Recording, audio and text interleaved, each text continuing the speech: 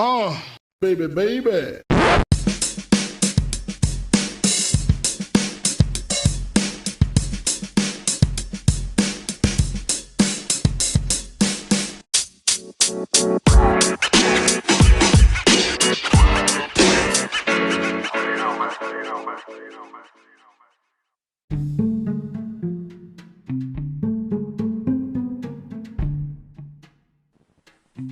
Welcome back, listeners. This is the NotoriousSA podcast featuring your boy, NotoriousSA, aka Steve Anderson, aka Podcasting from the Closet. Significant other is currently working from home, so while she's out using the living room, I'm back here recording the closet. So if the sound quality is slightly different, that's probably why. It's kind of soundproof in here, to be honest. It's kind of nice. Kind of peaceful. It's also warm because it's super cold outside and nobody wants to go outside. Happy belated Valentine's Day to everybody. Hope everybody had something good they could do.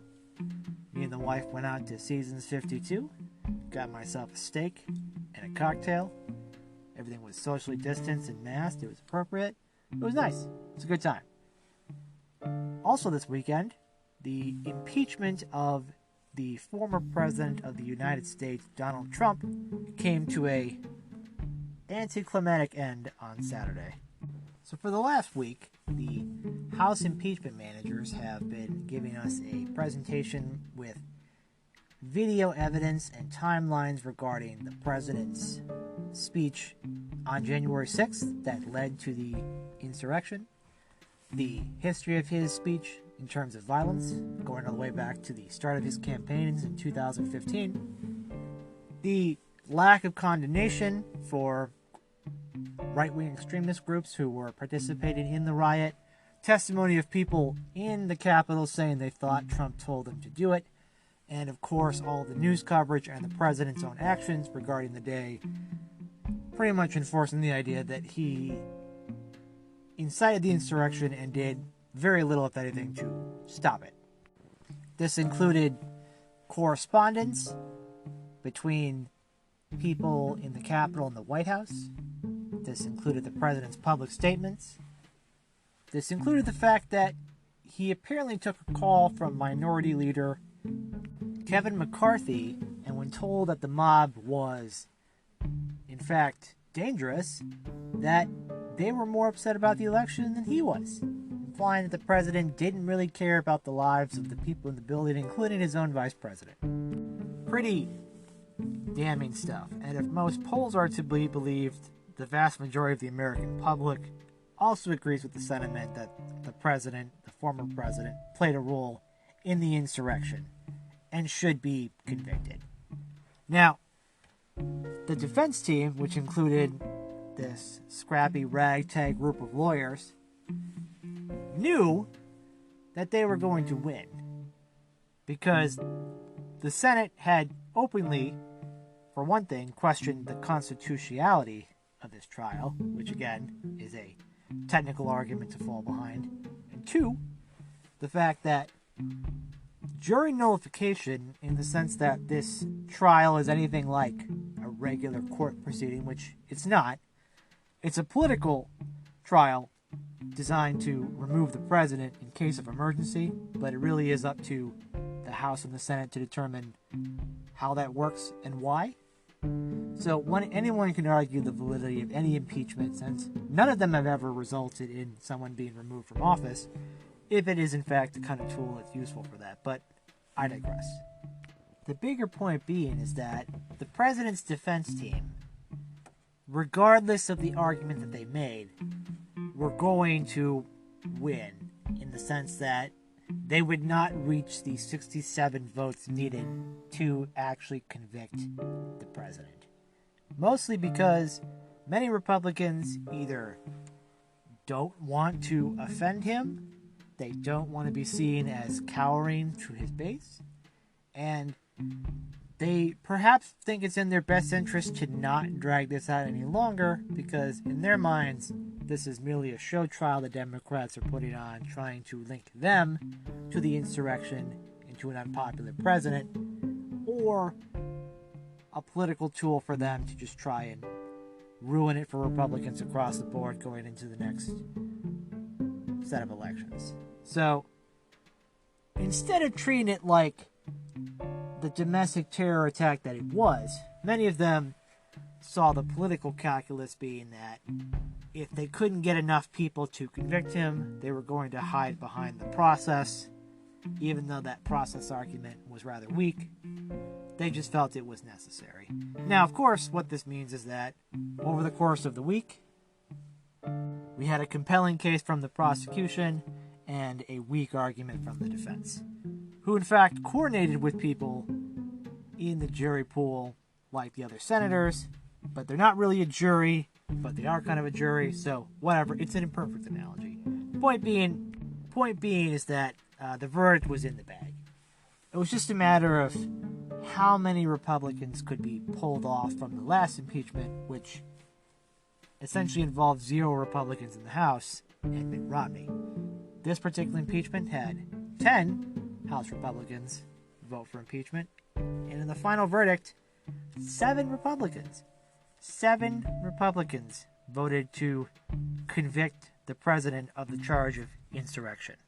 Now, the crazy thing about this particular acquittal is that shortly after the trial ended, you had a speech from Senator Mitch McConnell, now Minority Leader Mitch McConnell, thanks to President Trump, and he essentially argued that he had to acquit because of the timing and the process of it, which part of which was his own doing, but whatever, that's the thing that lawyers do. Now, the other part was where he said he was practically and morally responsible for the insurrection. So you have Mitch McConnell saying that for whatever reason he had to acquit the president, but assigned all blame to him and strongly hinted at the possibility of future criminal and civil liabilities. Means that his calculation was that he couldn't vote to convict because he wouldn't get enough people to side with him to make that politically viable. He then decided that the next best course of action was to acquit him, but then to deride him on a public stage in which most of America was watching, knowing that his words would be used against future Republicans who try to tie themselves to the former president. This was designed implicitly that the president's post-presidency career will not be one where he is in fact a kingmaker, but one where he continues to be persona non grata and will eventually be forced out of the public sphere or in a position where he will no longer be able to significantly influence the direction of the Republican Party. Now, that seems to be the establishment line, which is that eventually the Trump saga will play itself out in a setting where the president will continue to face severe legal, financial challenges down the way, which would prevent him in any real way, shape, or form making an impact on the Republican Party without great personal sacrifice to himself. Now, whether or not that plays out in the future, we'll see. But another part of the Republican Party essentially contends that this entire thing is a sham, that the Democrats and the House managers have doctored evidence, have essentially accused them of hypocrisy. They bring up the riots of last year, explaining that cost more lives and it cost more money, and that many of them encouraged it. Many of them were hypocrites for all of a sudden being in favor of police officers when they were essentially against them last year. It kind of boggles my mind that at a point where a domestic terrorist attack happened and many in the party believe it's in their best interest to minimize as much as possible the former president's involvement in starting it and festering it, it's sad because he doesn't care about any of them. Like, obviously. Like, he sicked a mob of people onto the building that could have 1,000% killed way more people than were actually killed. An event where police officers were killed. Some as a result of the attack, some from suicide afterwards. People were injured. Other civilians, part of the protest, died. It could have been a large mass casualty event. had not some brave thinking happen on behalf of police officers and staffers who were manning the lines. Now, the fact that he doesn't care about them, like, at all, and the fact that they still feel the need to defend him really tells you that this really isn't about the man, per se. It's about attracting a kind of power that man has. He has an army of people that are loyal to him and to, frankly, him alone. Not to law enforcement, not to the U.S. Constitution, not to basic civil rules of procedure. They believe what the president tells them to. They believed Donald J. Trump, now private citizen, is one of the lone arbiters of truth in the world. How do we get to that point? How is it that what most of the world saw in summer of 2015, that same man who in reality hasn't changed at all, went from being a joke and an actor to the sole arbiter of truth for a large part of the nation? How is it that to this day, despite clearly obvious lies and selfish behavior, he still commands an army that transcends the Republican Party and our laws? How does that get to be the case? Well, that's kind of what I want to talk to you about today.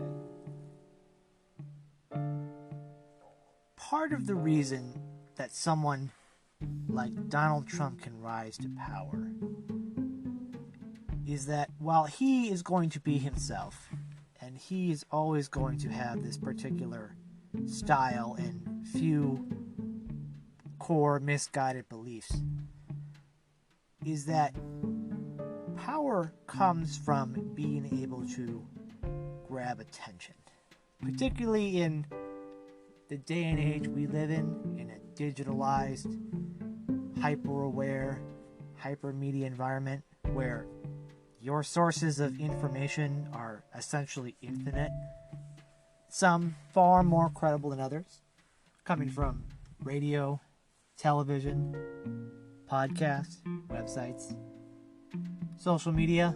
People are always constantly looking for information, and for information that's trustworthy and, unfortunately, sometimes conforms to their view of the world. Not everybody wants to find the truth. Some people want to find what they want to find, what they think the truth actually is, or what it should be. And when that happens, on a collective scale, you begin to see a mass collection of people who are on the same wavelength, sometimes about good things and sometimes about not good things, sometimes about incorrect things. Sometimes people are subject to constant bombardment of their ideas of reality because things that they've been told to trust, they don't appear to trust, and they may seem more guided not by what they believe in, but by what they are against. And if you are against the mainstream media, or the liberals, or the left, or Hollywood, you may see a champion in Trump, despite him being a product of, again, that same exact world. And despite him operating on essentially totally selfish reasons for wanting to be president, a large part of America went along with it because they saw the narrative of a successful businessman hated by the evil establishment, hated by the media, who would say false inflammatory things about him and all of his supporters. So it becomes itself a kind of countercultural movement. And then when that person becomes the president, there is a legitimate authority and office behind what this particular person is saying. Now, mind you that lots of other people have held the office of the presidency, some far less scrupulous than President Trump in some cases, and some far more honorable. But the idea that that particular office, the office of the president, is not just somebody that we think of as an administrator of a branch of government, but as a celebrity and an ambassador and a statement of the cultural values of the country in a particular moment. When you give a person like Donald Trump the power of the office of the presidency, what you've essentially done is handed over control to somebody who can't really deal with it. And the type of control that they want is not in the best interest of everybody, it's in the interest of themselves. Not just their political party, literally what do they as a person want, and will operate their entire existence around that. You know, part of the calculus for the Republican class is that Donald Trump, the person, the former president, was able to win in a unique circumstance in a unique time. Donald Trump, who already had massive name recognition, was able to identify 2 or 3 issues that he repeated over and over again, not to mention being constantly pumped into every source of information distribution everywhere. From social media to TV to the web, was in everyone's face all the time. This is something Donald Trump wants. Donald Trump wants your attention. Whether you hate him or you love him, he is all about ratings. He's all about making himself look good and getting the most amount of people to watch him doing that. Because, at the end of the day, he's a selfish man who does things for selfish reasons. He's a celebrity. He's a melodramatic. He's apparently wealthy and apparently in debt and maybe a national security threat. You know, he's a man of many traits.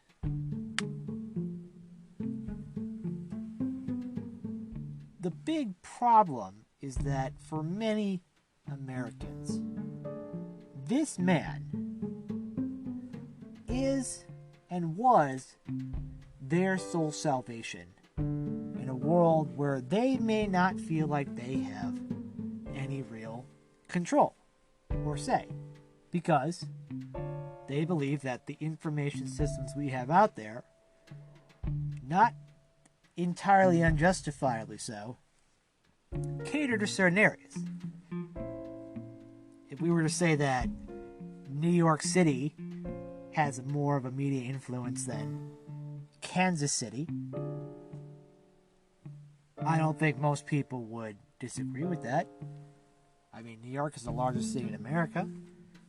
It's a world-class destination where most of the media, including Fox News, the main source of conservative news in this country, is located.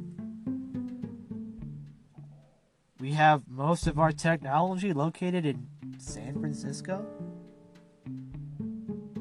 You know, problems that have plagued humanity for a long time didn't just disappear with the rise of America, but in America, we've had silos of information, which, as we've increased our ability to communicate through, again, the internet and social media, what we found is that the conversation has become a lot larger and a lot louder. And in order for people to really have their voice heard, they may have to say things that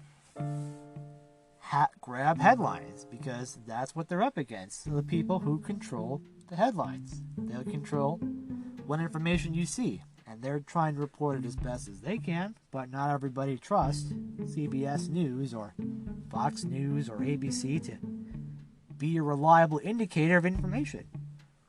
And in a world where we should all kind of trust but verify, we shouldn't just take any word for anything, but ideally with media organizations and people who value themselves on their ability to uncover the truth and try to give people information to make responsible decisions,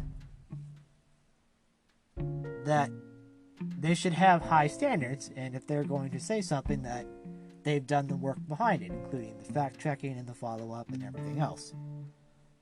Which is hard, because that's also competing with other people are trying to get attention. They're trying to get money. They're trying to get ads. They're trying to grow. So in our marketplace of ideas, normally this would try to work itself out in the form of whoever can find the most profitable solution for it will be the one who wins. Now, that kind of disruption means that the people who become the largest purveyors of information are doing so in a way that is going to maximize their own self-interest. And some people will just say that they're giving you the unvarnished truth through their personal perspective. Some people have a political agenda behind it. Some people have a financial agenda. Some people just might be interested in actual conversations. Some people might care about the future of this country and for civic engagement. And what I thought would be helpful for people to understand how a major political party and a large part of America to support a man who so very clearly has done so much wrong and is really just not a good person. You have to understand someone like Steven Crowder. Now, if you are familiar with Steven Crowder, you might have to skip the next maybe minute or so, but if you just want a quick refresher or don't know, Steven Crowder, and to give you a sense of the bias here, I'm reading directly from the Wikipedia page. Stephen Blake Crowder, born July 7th, 1987, is an American-Canadian conservative political commentator, media host, and comedian. He hosts the YouTube channel and podcast Louder with Crowder, where he gives his opinion on socio-political issues in the U.S. and their solutions. He is also a former contributor to Fox News. Now, that may not sound like much, and of course I've only read the first paragraph, but to give you a little bit more context behind it, from the biographical information, Stephen was born in Detroit, Michigan, but lived in Canada for a while. His family moved back to Canada. He has been active in the acting scene. He's also an actor who's done voice acting and some film work since 1999. He's listed here that he does have a spouse, and his current political party affiliation is Republican. Now, that's just what you would glance from if you Googled his name and went to the top search result, which besides his website would be the Wikipedia page. If you wanted to stop the podcast right now and Google this for yourself and check anything out before you wanted to continue, by all means, go ahead and do so. I can't stop you. I would just hope you come back to listen to what I have to say afterwards, but you'll probably get a good sense of it by the time you come back here.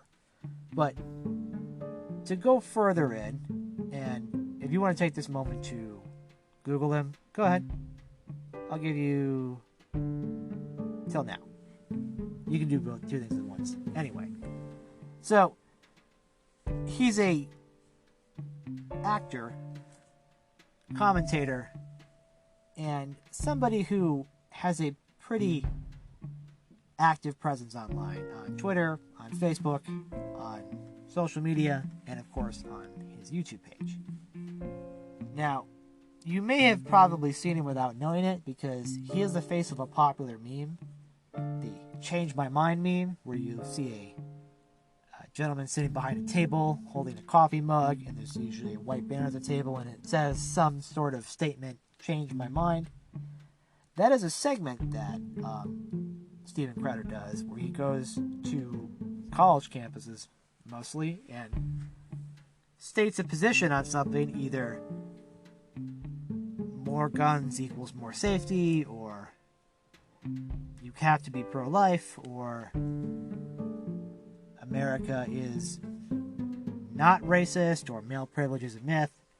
You know, generally kind of provocative ideas, and with the concept being that he'll talk to you and you have the ability to change his mind.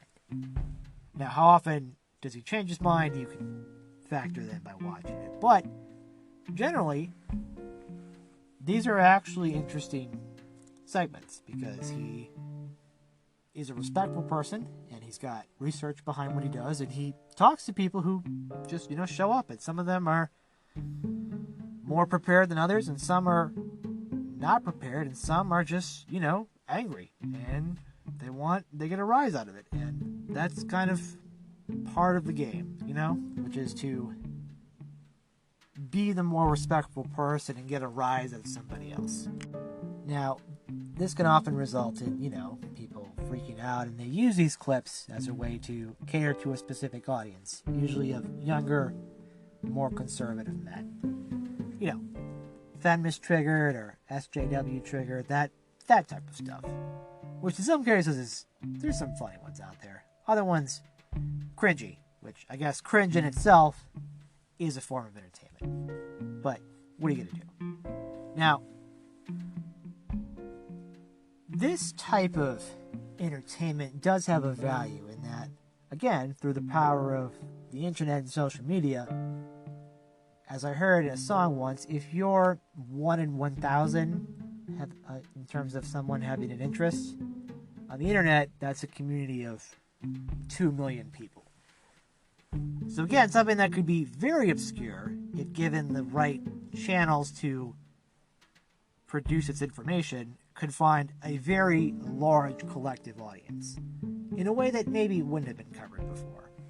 The idea is that this particular type of humor and these particular type of ideas, there's an audience for them. There's always going to be an audience for something, for the most part. And one of the things about that made the internet what it is, which is arguably one of the best things that's ever happened to humanity, and also one of the worst things that's ever happened to humanity, is the ability to provide uninterrupted, unfiltered communication between people all over the world, including our elites and our media figures.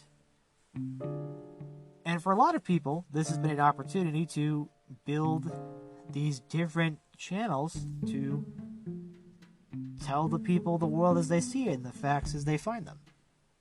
Some people do it for comedy. Some people do it for ads. Some people do it just because they can.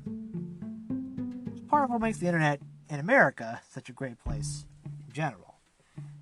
And I will tell you, Steven Crowder loves America. And I mean loves America. And this is coming from somebody who loves America.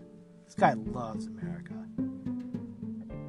I do not question Steven Crowder's patriotism in any way, shape, or form.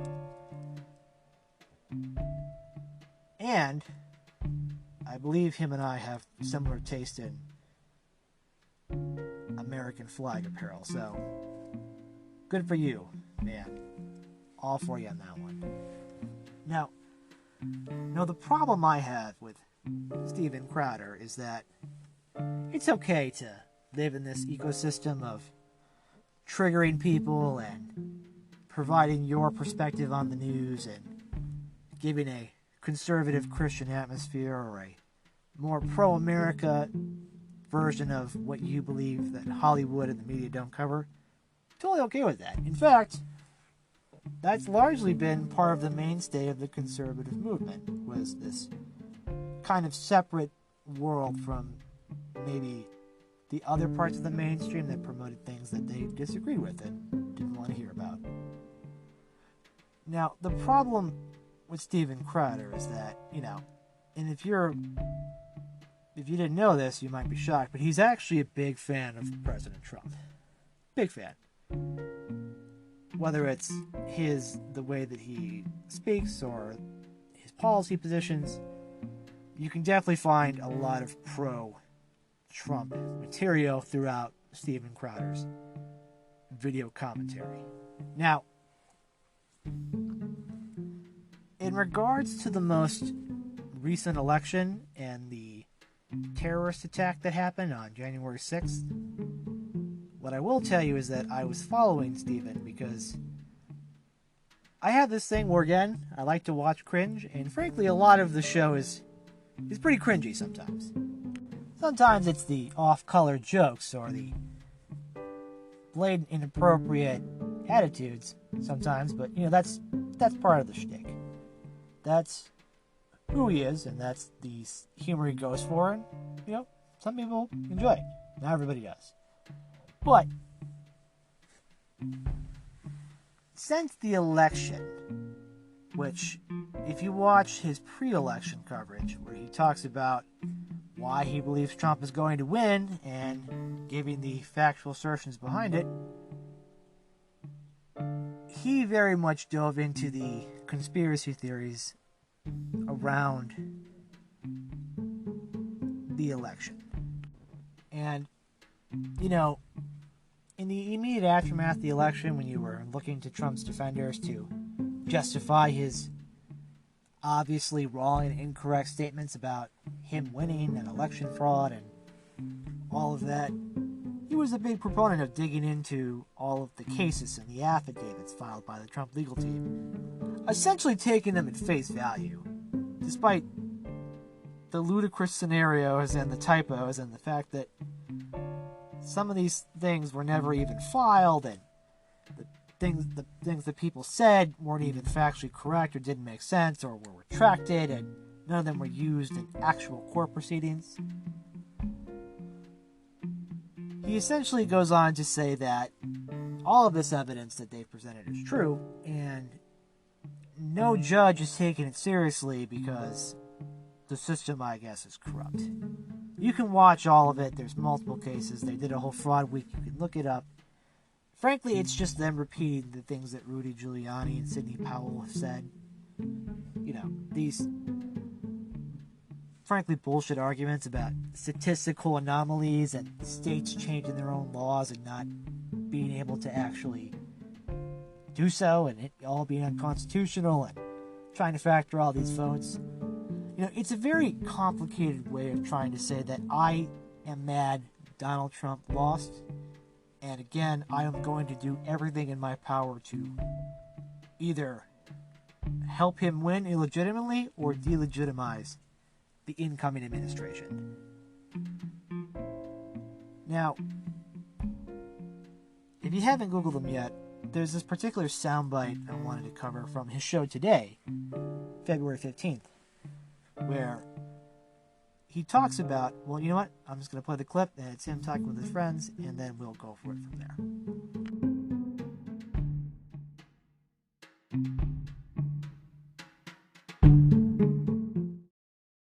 Violently and patriotically means lynch black people. So now you understand. That's what I heard. I rest my case, Your Honor. Dog whistle. Wow, I didn't see that. That's what I'm saying. I'm a victim of this. No, and then editing. he tweeted it out. He tweeted it. What is wrong with me today? He tweeted out later. He said, "Hey, you have to go home." And then in the video saying, "All right, you need to go home now." So I'm saying, like, what more can you do other than ensuring peacefully, patriotically? And what the House Democrats, what they said was, he only said that twice, whereas he used words like fight or stolen election 11 times. This is what this is all about, okay?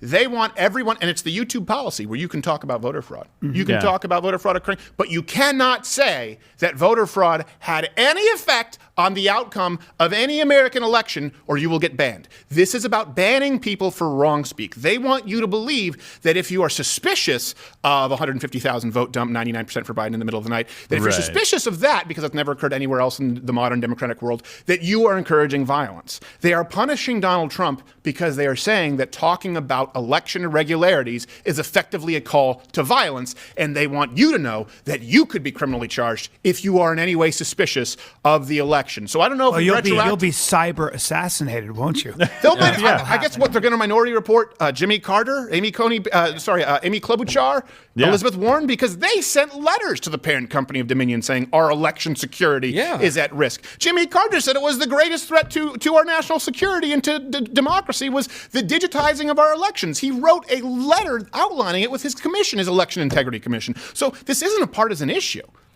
Well, and Donald Trump said something I think that was instructive there too. He not only did he say peacefully and make your voices heard patriotically, the entire summer he had been saying we are the party of law and order. He ran on that. Yeah. Right? So if you want to pull clips of what he said during a tumultuous time, we are the party of law and order. We are above this, all this stuff. Party of law and order, right? I'm going to make sure law and order is taken care of. He said people that were slated illegally. He believed that states did things that were illegal, and therefore their slate of electors were not legitimate. Right. That's it. He can be wrong. Right. About that. Right. Well, I don't think he's wrong. But that is, I agree. But I'm saying he has a right to be wrong. In that He has a right to be wrong. Pennsylvania did something at wrong. No point could and that's you not inciting. At no point could you. Donald Trump didn't lie about anything. No. Donald Trump believes what half of the country believes, that there are voting irregularities, that when you look at what happened in the election, this has never happened before, that more, and something, these are all verifiable facts, that more election laws were changed in this last election than any election preceding it, that for some reason we still don't have the balance sheets, right? We still don't have the voter rolls balanced. The Democrats were using the exact same language in 2016. Yeah, exactly. And they held on to it for, was it 3 years?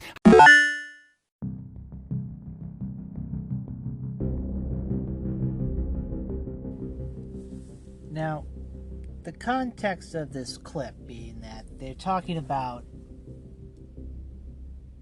his particular opinion on the articles of impeachment against the president. Stephen Crowder and his crack team of non-constitutional experts say that because the president said peacefully and patriotically, jokingly it was interpreted into lynching people. And he proceeds to then go on and explain that this really isn't just about Trump, it's about questioning these particular irregularities he keeps mentioning. Now, when he speaks, he's not going to use the phrase stolen election like Trump, because that's a one-way ticket to getting booted. He says the phrase voting irregularities consistently, and when talking about said voting irregularities, he puts up links on his website. And I decided, just as a matter of, following up on his research, to see exactly what he was saying.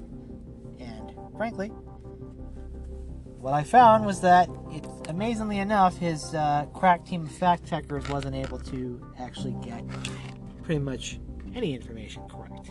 One example that I'll give you, he mentions in the state of Michigan that people were mailed ballots without first applying for them, only to provide source material which states that the state of Michigan sent out mail applications to voters to apply to get a ballot to vote.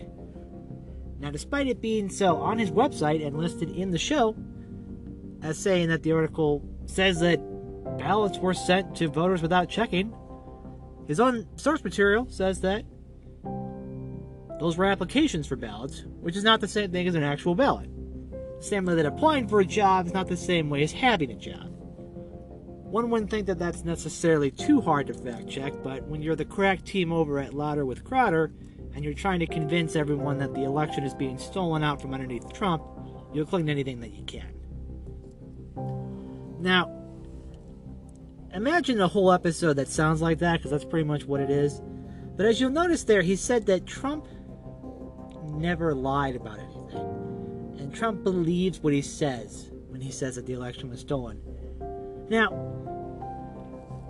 this is a key point here, is that despite the fact that Crowder and his crew are fans of Trump, voted for Trump, and Trump's own government, picked with Trump's people, have said that the election was secure, he continues to doubt them and trust the president and his obscure legal team making absurd claims that he takes at face value in order to be true. And notice he talked about the vote dump in the middle of the night, which, again, is not a conspiracy in any way, shape, or form. It's just the result of buildup of data that eventually was inputted. They take these things that are... Some of it is based in some form of truth, such as that states have changed their rules to make it easier to vote during a pandemic. Now, he won't ever talk about the state of Texas, which did the same thing, but he'll talk about the swing states that Joe Biden won and the states that the Trump campaign was targeting.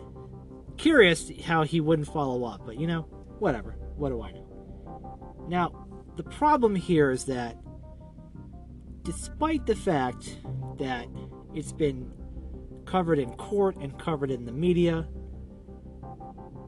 I want to let people know, if they listen to Steven Crowder, if they have any kind of idea that the election is in any way, shape, or form in question because of quote-unquote irregularities. So, the first thing I'm going to point out is that in Trump's government, in the Department of Homeland Security, the Cyber Security Infrastructure Security Agency, or CISA, said that this was the, quote, most secure election in history. Of course, that led to one of Trump's own appointees, Chris Krebs, being fired because he disagreed with the president and told the truth. Now, Attorney General Bill Barr would later go on to point out that there were no accusations of fraud large enough to overturn the election, but in case you're looking for a more, neutral arbiter here, the Trump government invited the Organization for Cooperation and Security in Europe, or the OCSE, as part of an international team to help observe our elections. And this isn't new. This is something that's been going on since 2002, and they were invited at the behest of Trump from Mike Pompeo in the State Department. In their own reports, they have said that the U.S. election was both, quote, free and fair, along with competitive and well-managed, while finding no widespread voter fraud. So, we gotta ask ourselves here. So, despite the fact that there's clearly so much evidence in one direction here, why would somebody whose whole goal is to provide an unvarnished truth just verbatim repeat lies that they could easily fact-check? And particularly when a comedic show has a series of links and fact-checks, why would they not follow up on this?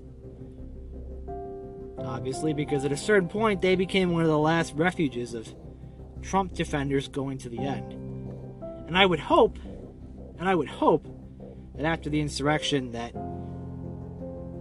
Steven Crowder's crowd would, take a minute to reflect on the fact that they spread lies and misinformation, and that helped contribute to the insurrection at the Capitol. But no, you would be wrong. While they have condemned the attack, they don't really treat it as a 9/11 style attack, more so as it was a bunch of idiots going onto the Capitol and messing around with stuff. The problem here is that people like Crowder, whether he intentionally believes it or is just doing it for views and money, is giving the impression that, again, Donald Trump is the sole arbiter of truth, even when it's his own people that he's picked in the government that they voted for say that he's wrong. They still stand with Trump, a man who is known to lie repeatedly. Despite, as Steven said, Trump hasn't lied about anything. He's lied about almost everything. So why wouldn't he lie about wanting his supporters to be peaceful and patriotic? Particularly when he's condoned violence multiple times. Like, Trump actually cares about the safety of people or America itself. He doesn't. He cares about himself, and if what he wants lines up with what's in America's interest, then maybe we have a shot at something, but otherwise, it's going to be all about Trump. And it's sad because, when you have a venue like this, and when you have, at least in my mind, when you see a channel like his where he's self-sustaining through selling memberships and is able to go to college campuses and have engagements with people and has some sketches that aren't that funny, to be all honesty, but, it's his business. He's allowed to do what he wants.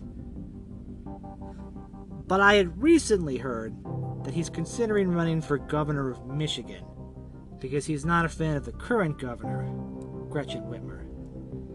And mind you that if he does decide to run, as someone who has a little bit of experience in the political scene, Someone like that, who openly wears guns and bulletproof vests and basically has become an ardent supporter of Trump, is not going to be in a good position going forward, because what no one who loves Trump so much seems to understand is that they can never be like him, and they can never earn his true and undying respect, because he can't respect people, because part of Trump's appeal is the fact that he only cares about himself, in that he's had an entire career based on developing that personality, whether it's from The Apprentice or The Roast or being on SNL or being a commercial name for years or being in the tabloids or being pumped up by the news media for ratings. Donald Trump's appeal is in part due to Donald Trump, the person, being who he was before he was president. And the idea that somebody else could just simply emulate that and pull that same kind of style together and run against an equally unpopular opponent to Hillary Clinton is, sad to say, not exactly the best case scenario. And now, in the event of his acquittal, what we're seeing is the state GOP's censuring Republicans who voted to convict the president in the House and Senate. We're seeing primary challengers start to pop up who claim to be as pro-Trump as possible. And we're also seeing the vast majority of the American public souring on Trump and the Republican Party. But the Republican Party and so-called conservatives continue to latch onto him. Partly because they're scared of his voters, partly because they want to ride the wave of his voters, and partly because many think that they could be the one to fill his shoes.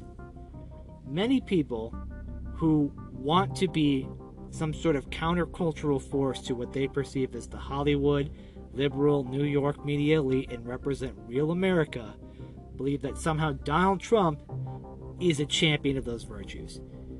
And you know what? He's a champion of grievances and of not understanding how government works. And frankly, a complete betrayal of all the standards conservatives used to have. You know, it says a lot when more senators vote to acquit Trump in an insurrection trial than vote to convict Bill Clinton in a trial about lying over a blowjob.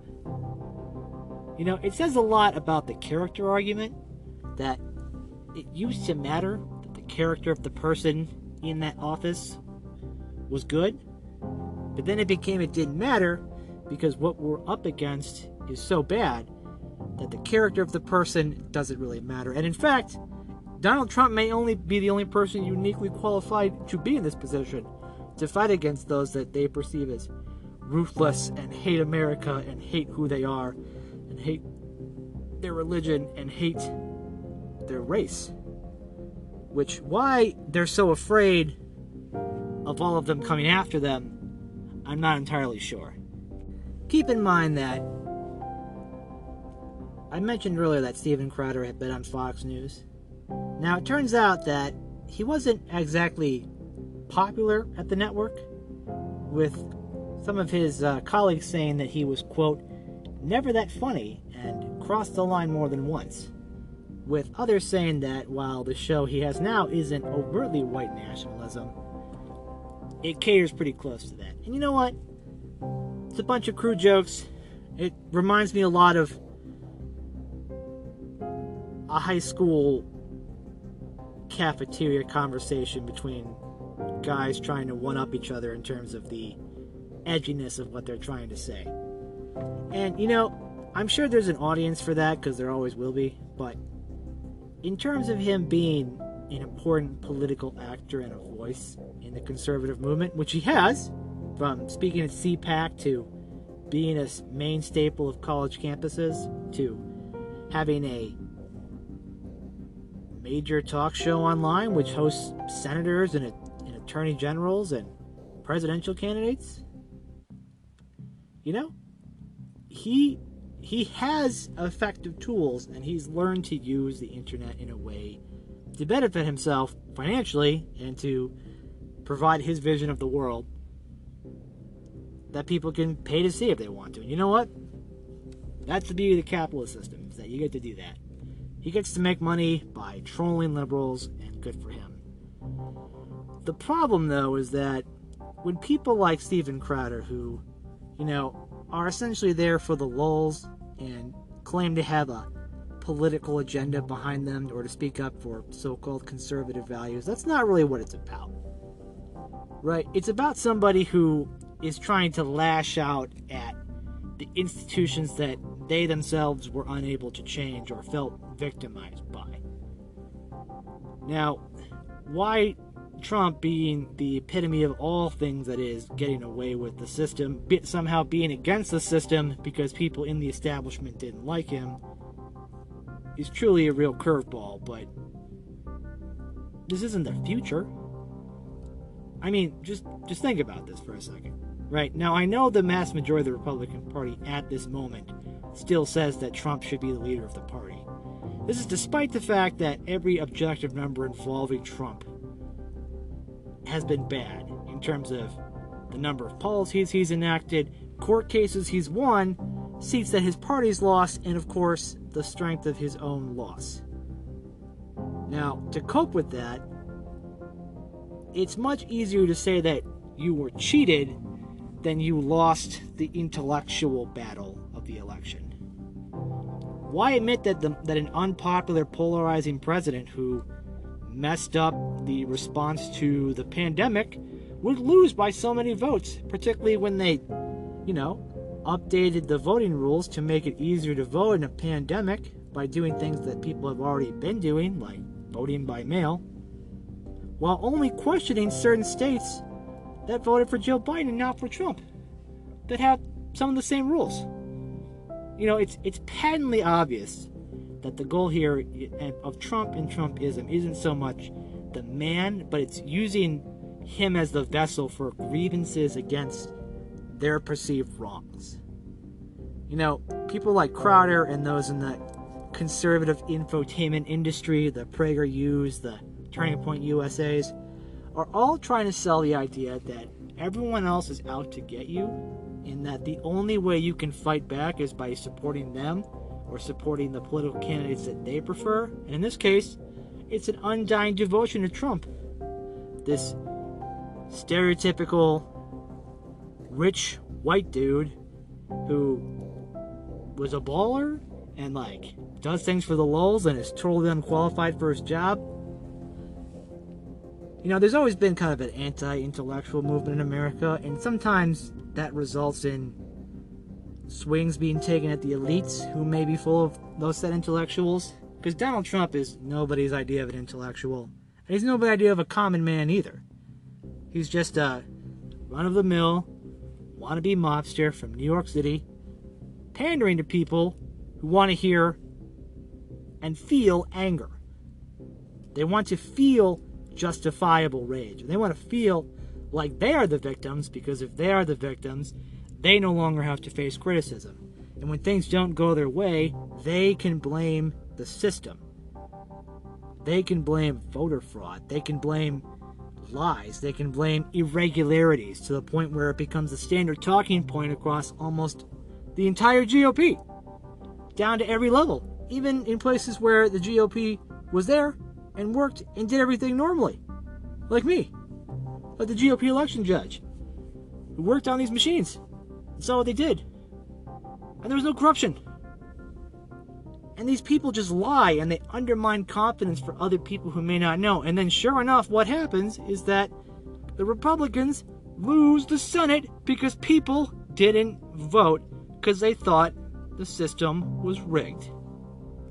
Now, I wouldn't call myself a political mastermind by any stretch of the imagination, but the strategy of saying everything is rigged and convincing people that the only way to win is through an undemocratic way of throwing out the popular vote, you're not exactly trying your best to win the voters.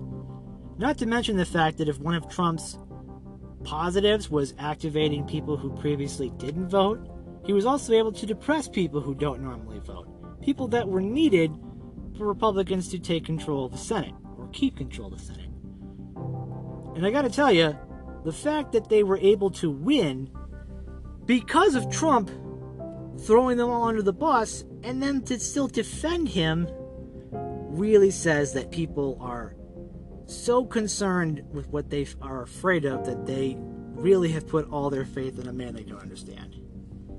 Have you ever watched The Dark Knight and thought to yourself, why would anybody work for the Joker? This is probably it. Some combination of craven opportunism or true belief in the insane. And who am I to judge Steven Crowder? I'm just some guy with a podcast talking about other people with podcasts in this great infinite podcast universe. But the idea that someone like Steven Crowder is a major voice among young conservatives and that, being able to effectively call out things like the New York Times and the 1619 Project and the San Francisco City School Board and all the other problems that people have with the so-called left and the progressive bubbles. When you tie yourself to such an obvious lie for someone who is an obvious liar, you're not doing yourself any favors in terms of advancing your so-called conservative ideas, right? The idea of America being this truly special place in the world or a free market or anything like that, particularly when you were indulging somebody who, as much as you would love to say was engaging in free speech, he was lying for a material benefit, which was the office. And if you lie for a material benefit, that's not protected under the First Amendment. That's fraud. Not to mention when you encourage violence, that's not protected under the First Amendment either. So if you're lying materially for a tangible benefit and using and encouraging violence to do so, what does that make you? It makes you an insurrectionist. Literally the best argument that they have could probably be that Donald Trump was careless with his words and some people got carried away. But every action he took afterwards, the tweeting at people, the subtweeting Mike Pence, the not sending in reinforcements to help, all of it is to conclude that Donald Trump never took the things that really mattered seriously, and all he ever really cared about was himself. And the fact that someone like Steven Crowder and other people in the conservative infotainment industry for weeks and for months covered every detail and gave some sort of credibility to his lies, fed into the narrative that this election was somehow illegitimate or stolen, despite it being the safest election and most legitimate election ever by Trump's government that he picked, that people voted for, and then turned on because Trump turned on them because they said the opposite of what he wanted. Which should tell you something when somebody that you like picks somebody that you agree with, and up until the second it was convenient for them, turned on them, and those people follow immediately without questioning, it should tell you something. A lot of people, like Steven Crowder and other people in the conservative entertainment info complex, thought that Donald Trump would be a one-way ticket to stardom, that they could be the truth tellers that people would come to on Fox News or other news sites, that they could get people in the administration to join them and give their ideas credibility. But guess what happened? Lindsey Graham was right. Donald Trump has destroyed the Republican Party. He's destroyed any basis for them to critique the Biden administration. He's undermined us in the eyes of the world. He's poisoned millions of people with the belief that this government is illegitimate and the election was stolen off of false information. And all of these people who are responsible adults who should know better pandered to him and catered to him and said, well, if he believes it, then it's not a lie. Which flies into the whole face of the idea that facts don't care about your feelings. And the idea that we're going to cater to this man when all you do is talk about catering to the people on the left in defiance of objective reality, you're doing it for Trump. You're literally changing the definitions and lowering the standards for a man that you know is not qualified for this because you want power. because you feel powerful with him in charge, you feel a connection, and at the very least, you know he's going to go after people that you don't like. That's not a winning strategy. Which is why the Republican Party's current means is to try to make it harder to vote or easier to overturn election results. So instead of taking advantage of this massive increase in voter turnout and try to save some people left, they just want to make it hard for people to vote, which would hurt their own voters. You know, you think that people, especially in like the political world, would have some sort of rational survival instinct. But instead, it's become this self-feeding loop where in order to advance in the Republican Party, you have to be in support of Trump, but being in support of Trump makes you unpopular with the American electorate and makes you likely to lose. Unless you live in a gerrymandered system where you can win anyway, or you have just enough luck to squeeze past a Democratic opponent in a swing state. And on top of that, the way our system is set up, which is disproportionately advantage to Republicans based on the Senate and the way that the House districts are drawn, you have a real potential for these people to stick around and cause trouble for everyone else. You know, we have no idea when the census information is going to come out and when the districts are going to be redrawn. But if they're redrawn in certain ways, you know for a fact that it's only going to get worse. They're going to draw people out of existence that are problematic. Or they're going to try to, make it harder for Democrats to have any representation. And statewide, they're probably going to do everything they can to try to depress the vote again in 2022. And if Donald Trump is still the figurehead of this party, what you have is a party that's dedicated to spreading lies, to suppressing the vote, and to supporting a man who does not care about any of them. So what do you do? What do you do with a problem like Steven Crowder? What do you do with a problem with Republicans who are catering to people who should not be catered to? What you have to do is ask people questions. Simple questions. Ones that don't have to be complex. Ones that don't have to get into nuance.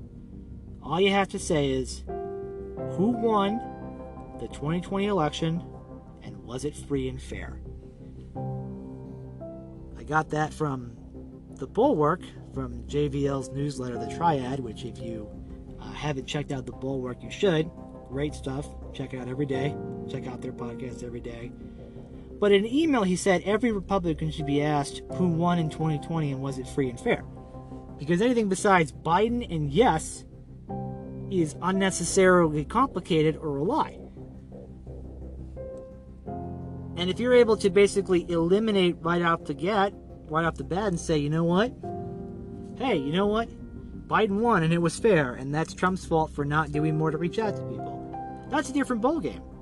That forces you to analyze, where did you fall short? Where did you miss opportunities to reach out to voters?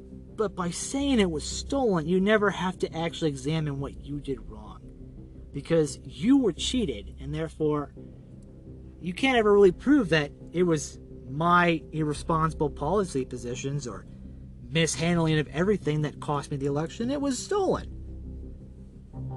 And the idea that they say that half the country feels the way that he feels, particularly when he lied about it, A, half the country does not feel that way, and B, if they do feel that way, it's because he lied about it. And that means half the country is wrong. If half the country said gravity didn't exist tomorrow, it doesn't mean gravity no longer exists or existence of gravity is up for debate. It just means that half the country is either misinformed or lying. Fact is, majority of people believe that the election was safe. Fact is, the vast majority of people believe Trump did not handle it well. And the vast majority of people believe he's responsible for the insurrection. And you can bet for years to come, anytime the Democrats want to hammer away at the GOP and win key swing districts and even swing states, they'll have hours of archival footage of people trashing the Capitol side by side with people defending Trump. And it won't even be like the category of a swift boat attack, because it'll all be true. Because it's surprise, surprise, if you give the vast majority of people the vast majority of the correct information, the majority of them will probably come to the correct decision, which is that Donald Trump helped lead a violent insurrection against the Capitol, in part by people like Steven Crowder, who spread his lies and misinformation. And you know what? I don't care that he picked a fight with some other dude on Fox and called it some gay names, or names derogatory to him based on his sexual orientation. I care that he's spreading lying information about America's voter systems. I care that he blindly follows a man who is not to be trusted. A man who, according to his own definition of conservative values, violates almost every single standard. But because people like Steven feel that the system is out to get them, they will support a man who will cause nothing but problems for us. And again, everyone knew in 2015 who Donald Trump was. He didn't change. He didn't become less racist or less irresponsible. He became more powerful. He commanded every line of attention he could. He picked fights with every media outlet. He created infighting among his own advisors. He raised millions of dollars and used it on his own family, used it on his own expenses, and when he lost and couldn't come to terms with it, he helped lead an insurrection against a co-equal branch of government. Make no mistake that Donald Trump is going to go down as arguably the worst president in American history. And we thought we may have lived past the age of seeing the worst presidents in American history, but we did, folks. If you lived from 2017 to 2021, you will get to tell your children about the worst presidential administration ever. And I'm not saying that because that good things didn't happen. The First Step Act, the tax cut bill, certain tough stances on China and Iran. But that's not what we're going to remember. No one's going to remember those things. They're going to remember the pandemic. They're going to remember him telling you to inject bleach. They're going to remember him lying about the election. And they're going to remember his people wearing his merchandise, storming the Capitol and killing police officers. That's what's going to be left for Donald Trump's legacy. And people try to whitewash that or defend it or say Trumpism can be done without Trump just don't seem to understand. Donald Trump was tried and failed. People like Steven Crowder, who continue to push this narrative that Donald Trump is somehow the wave of the future, are a detriment to the Republican Party and the conservative movement, and frankly a detriment to the idea of truth in general. I have a feeling he'll probably never listen to this or care. And I'll have you know, Steven, that if you are listening, I do watch your show pretty frequently. I'm not a fan of everything. Some stuff is definitely better than others. If you ever want to talk about it, I know you're one to engage in conversation, so if you ever wanted to talk about it, just feel free to let me know. I'll come on your show. I don't care. Because you're wrong. And I will say, I know you recently said you stopped caring. That's pretty much how I felt too. Because once you've launched an insurrection against the U.S. government, you're no longer allowed to let it go. I like to think that in due time, years from now, President Trump will be like a bad relationship we remember. And while he should face criminal charges in the future, and hopefully will, the question is, how long can someone like this have influence over one of the major political parties? Will they continue to lose elections? Will they continue to lose enough elections for it to matter?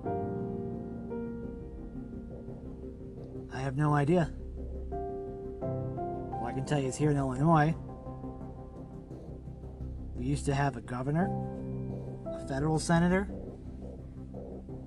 more congressional reps, more state reps, and more state senators who identify with the GOP